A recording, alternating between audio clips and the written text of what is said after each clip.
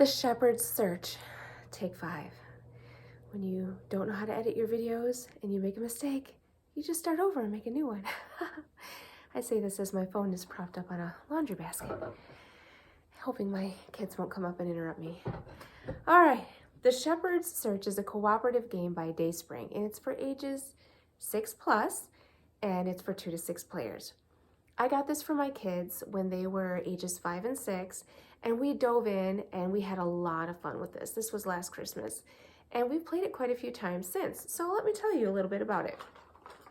In the Shepherd's Search, you are all cooperating together, helping this one shepherd to move through the board. The board, by the way, is different every time, and it has multiple paths going different directions, sometimes in loops and circles and things. The object of the game is to get to the end of the path and reach Bethlehem, where you will find baby Jesus as your reward. But along the way, you have sheep that need rescuing. There are 4 sheep placed randomly around the board, and actually first you see the obstacle side. The sheep is stuck in water, and you need to get the sheep out of the water. Once you do, you can take the sheep and bring it safely to the sheep pen.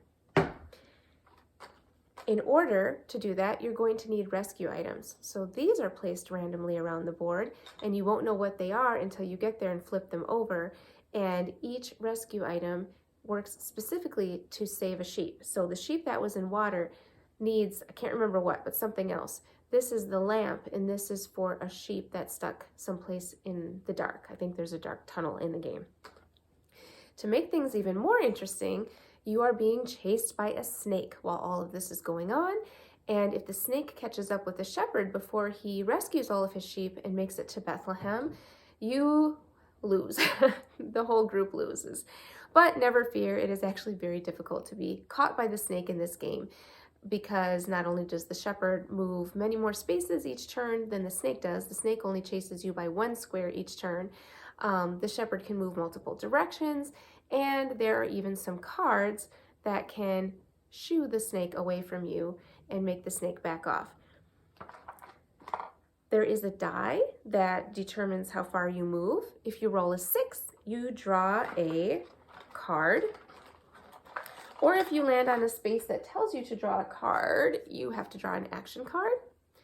There are just a handful of action cards, but they add some more interest to the game by changing things up. Some of them are pretty straightforward. They just tell you to do things having to do with the board, like move the shepherd 3 spaces in any direction. And there are some other things that can happen with the shepherd and the sheep and the placement that can help you move forward or maybe set you back and make things more difficult. But there are also some cards in here that are conversational, which is something kind of new and different for the games that I have played so far with my kids. This one says, share a story about a time you were worried or felt afraid and how you learned to be brave and trust God to help you. So it's really neat that while all of these other things are going on, you can take time out here and there to have a little conversation with your kids and get to know them better. Talk about God, talk about their interests, their experiences that they've had, the week that they've had, things they're scared about, things that are funny. There's cards that talk about things like that. Now, having boys, I will say sometimes, I mean, this could be for girls too. I could be generalizing. I just don't get to play games with little girls as often as I do the boys. Sometimes, depending on their mood, it's, oh, Mom, I don't want to talk about that anymore. I don't want to answer those questions anymore. I just want to move. You know, they're boys. They're action-oriented. They want to get the job done. But, of course, I always try to engage with them and make it fun and use it as an opportunity to have a good conversation. As a homeschool mom, I am blessed to be able to have lots of conversations with my kids all the time. So I really don't actually need a card to prompt me to do that. But, you know, some people are working more, and this is kind of a neat way to engage with your kids and have a nice conversation while you play. So I think that's an awesome added touch. Let's see, what else? I think we'll just jump to the last part of the game that comes to mind, which is actually my favorite part of the game. It's the setup. This game does not come with a standard game board that's ready-made. You set up the game board each and every time you play. This is a handful of cards, but there are more than this here. Here's more. but this isn't even all of them. There's still more in the box. To set up the game, each player takes a turn drawing a card and placing it, and you get to set up your own path. Some of the cards tell you something like rescue item, so you know where you need to place those items, but many of the cards are blank, and they come in different kinds of shapes. This one tells you to draw a card. There are intersection cards in here too. This part is fun. This is really neat. It accounts for a good deal of the gameplay, actually. I mean, almost the first half of the game is the setup, and it's really kind of fun to see how it's going to turn out because it will be different every time. If you loop everything really close, you'll make the game easier, which is kind of what the directions recommend.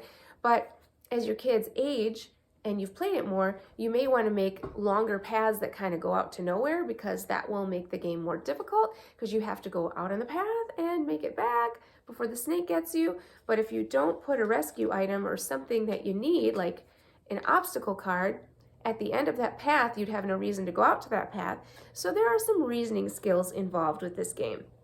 It's kind of Carcassonne-esque, which is great. I plan to play Carcassonne with my kids someday. It is not the game, like with Carcassonne. Placing the path tiles is the game. With this game, it's just the setup, but it's a really fun, enjoyable part of the game.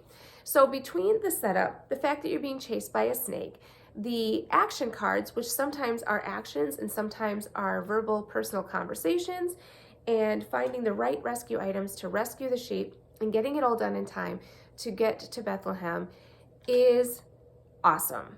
I love this game. And let me tell you, when I got this game last year, up until that point, I had only been buying games that were for 2, 3, 4, or 5-year-olds as the starting age. I think this was the first game that I got that said starting with age 6, because I've been trying to really honor the ages that my kids are, make the most of the little kiddie games while we can, and then move up. Once we hit games 8 and plus, a huge world is going to open up for us. Once we hit games age 10 and plus, 12 and plus, it's going to be great. My kids are going to be my best friends and my best game players.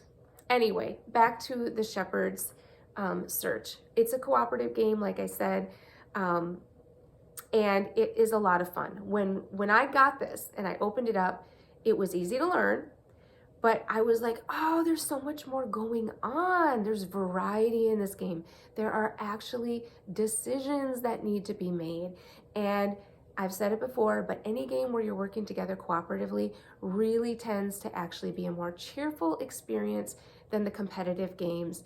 It's just, I mean, it's a game. You want to have fun. That was kind of the point, right? Not to have hurt feelings and for people to be frustrated and for people to be cutthroat and all that stuff. Here you're working together. Now, the game is easy. It's easy to win. So when it says cooperative basically just means it is you as a whole against the game. Nobody's playing against each other. Cooperative, though, should really also mean that you need to cooperate, like think and talk and communicate and work together to make decisions. Think like Pandemic, which my kids, that's a long time from now. But in Pandemic, for adults or teenagers, you have to communicate. If you do not communicate and put your heads together and communicate, you will not win at Pandemic. You don't really have to cooperate in that sense in this game. Now, we do try to have conversation.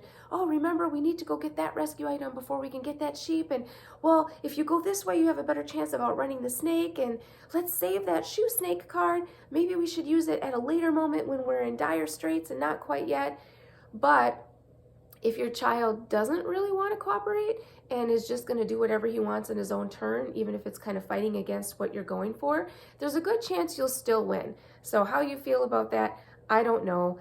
I think as the games get aged for slightly older kids, that the need for true cooperation will probably increase. So this one is not a game that's going to cause fights and hurt feelings for the most part, unless you have a child who just absolutely wants to go completely the wrong way every time and go against everything you guys are talking about.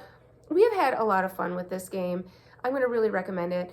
I happened to purchase it on christianbooks.com. I'm not sure where else it's being sold. Whatever I paid for it, I felt was a fair price, and I've gotten my money's worth. I do tend to look for sales. I might have gotten a little bit of a discount because I try to shop that way. But it's been a really great purchase. So I think that kind of wraps it up here.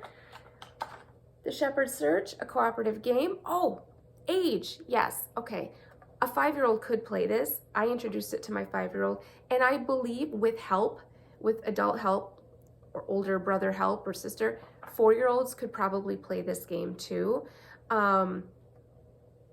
That's just kind of what I think. I don't know what the end age is. My kids are 6 and 8, and they would still play it.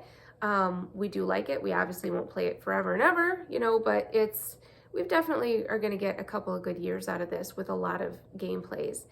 Okay, and rating. So for it being a Christian game, I would give it out of 5. I would give it a 5 because everything in it is good and pure and it's Bible-based. That said, just keep in mind, this game is a game. It has a good theme, but this game is not going to teach you a Bible story. It is not going to be quoting and teaching Bible verses. The only thing that's really going to be religious about it is whatever you make out of the conversations that come up in those cards when they're drawn. And the fact that you get to see baby Jesus at the end, but don't be fooled. This really has little to nothing to do with like the angels coming and visiting the shepherds outside of Bethlehem. This is about rescuing your sheep and not being caught by a snake. That's what you're trying to do in this game. As far as fun, okay, from an adult standpoint, when we opened this up a year ago, I would have said, oh, it's a 5. Finally, something that's got a little something going on. Woohoo!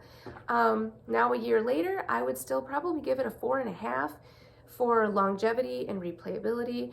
We've continued to have fun with it. We kind of were like on a sprint with it when it first came. We just kept playing it over and over. That has fizzled some, but it's never been like, oh, you want to play that game again? No, like it's fun. Like, all right, let's set it up. Let's make our path. You know, sometimes I try to make it a little hard on purpose because the game is a little easy to win. Just always feel free to house rule your games. Like, I'm a very linear thinker and I like to check things off boxes and I like to follow directions. My mind doesn't always come up with outside of the box ideas necessarily, but if your mind does, go with it. Or, you know, my sister, she gives me great suggestions. She's a way outside of the box thinker. Feel free to house rule your games. Just want to throw that out there. So again, I hope this is helpful to you somehow. And I would recommend A Shepherd's Search for your children. I would recommend giving it to them when they are ages 4 through 6. And I think they will play it until they are 8 or 9. Have a great day.